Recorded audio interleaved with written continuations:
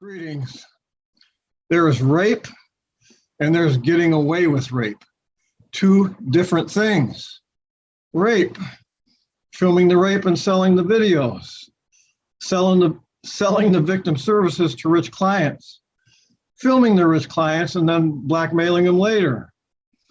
Right? Raping, filming, selling the victims many times over many years. That's the crime.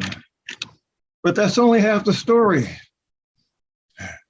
Crime, getting away with crime. How do they get away with all this? By absolutely confusing the victims, confusing the cops, and confusing the public. Okay, that is what all these satanic rituals are all about. Getting away with ongoing, very profitable rape. So please keep that in mind as you watch this video of my direct eyewitness testimony of the unbelievable sexualized violence that myself and others endured. Please.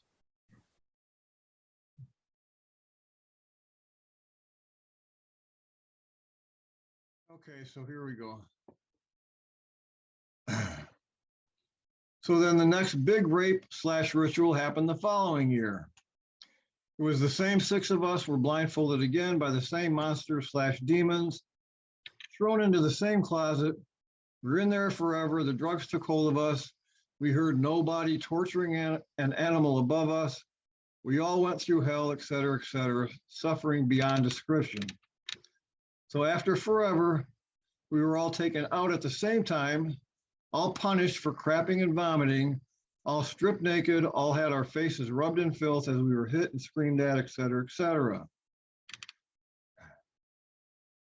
Then we were all forced to suck the demon's snoots, as they call them, all to 69 each other, anal sex each other, and every other form of sex they ordered us to do.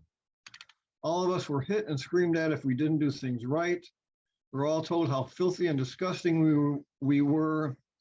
We all heard exaggerated sex/torture animal sounds coming from the monsters and so on. When the rape was over, they told us we were going to hell forever, et cetera, same as the other last ones. But this time, to demonstrate hell, they made two of the girls get up on the table and they faced the rest of us toward them. They laid them back and opened their legs and left us there staring at their vulvas. They both were shaking uncontrollably. Now, I remember staring at their shaking vulvas and feeling erotic feelings that I had never felt before, mixed, of course, with fear, guilt, shame, self-hatred, powerlessness, extreme embarrassment, revulsion, compassion for those girls, confusion, and so on and on and on.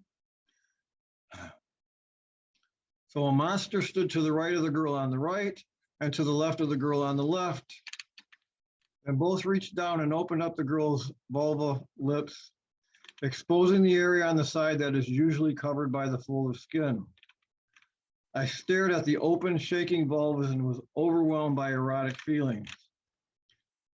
Then the monsters each took a lit candle and slowly moved it down toward the girl's vulvas as they chanted in a very low, serious voices, along with the other adults who were there, something like, and I can't remember exactly, from life to life, from hell to hell, the fires of pain burn brats who tell, some crap like that. And at that last word, tell, they burned the girls on the area that was exposed.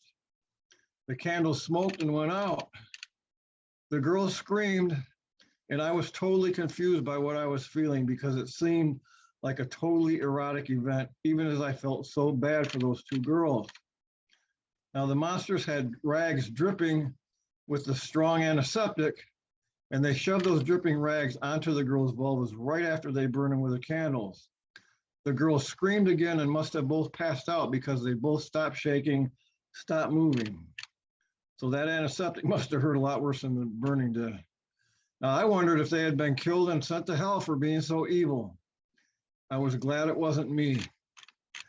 I actually felt some sort of relief for a short second or two, but I was still feeling erotic emotions and wanting to masturbate like the monsters did, but I was too embarrassed to ask them if it was okay. But then, while still holding the girl's vulva lips open, the priest began raping the girls very slowly with the long, thin candles. It was the most erotic feeling I'd ever had. Watching it in front of me was somehow much different than when we had all been forced to do things directly to each other. It was like a relief. Not exactly sure what, not exactly sure why.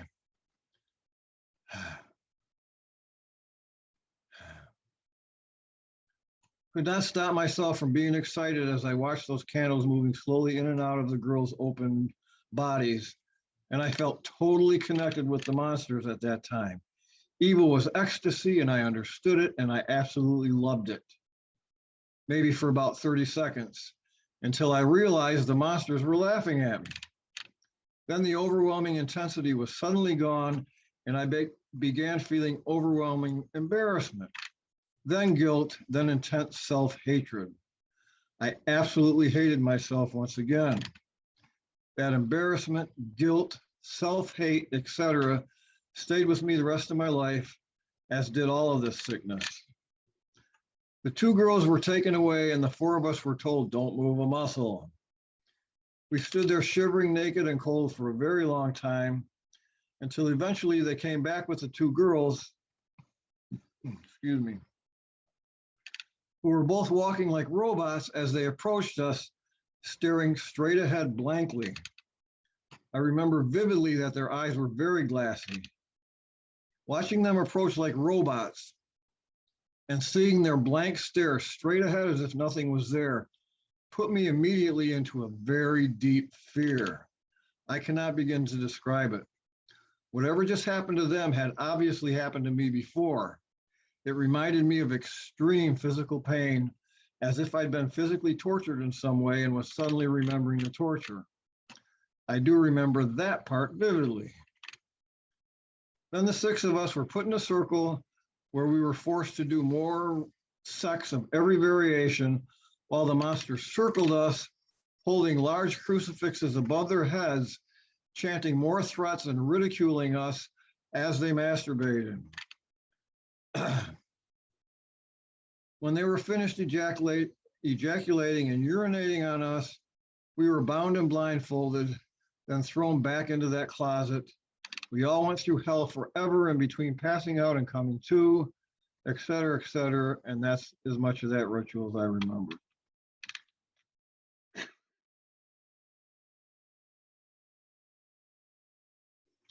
So that was a ritual, I believe, in the 5th grade.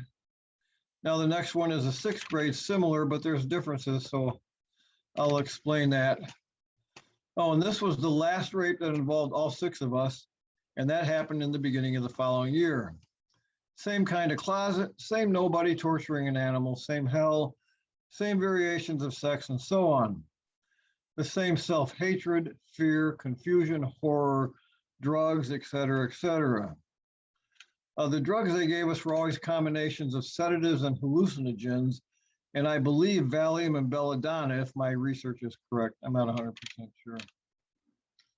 But this time we were in a different place because there were huge paintings of people being burned alive and tortured all around us, which I had not seen before. Excuse me. And very terrifying under the circumstances. So toward the end of the rape, they circled us and kicked us for a while as they held crucifixes and chanted as we laid there in all the filth. And this is what they chanted over and over again was, "God controls the people, we control God." And they kicked us in unison with a second God every time they said that. They were very serious about it. So this went on repeatedly for quite a while. Then they stood us up and ordered us boys to punch, slap, and spit on the girls. If we hit them too hard or not hard enough or tried to stop, the monsters punched us and hard and threatened us with hell, et cetera, et cetera. We were not to hit them anywhere marks would show, and we were not to hit them so hard as to leave a dark bruise. All this time, we were all covered in filth, et cetera. I felt like a coward, more lowly than anything the monsters could have called me, and I felt so sorry for the girls, but I kept on slapping and spitting on them until we were told to stop. The girls looked at us with desperation, loathing, hate, love, terror, confusion, pleading, and so on as we continued to assault them. I was not physically able to disobey the priest. My nervous system had been trained, programmed through torture and terror all those years. I hated myself while I was doing this. I wanted to be dead, except I was terrified of death because I knew I would go straight to hell as soon as I died. Then we all sacrificed animals to God, ate the insides out, etc. Then we were drugged again and so on. Horror beyond horror.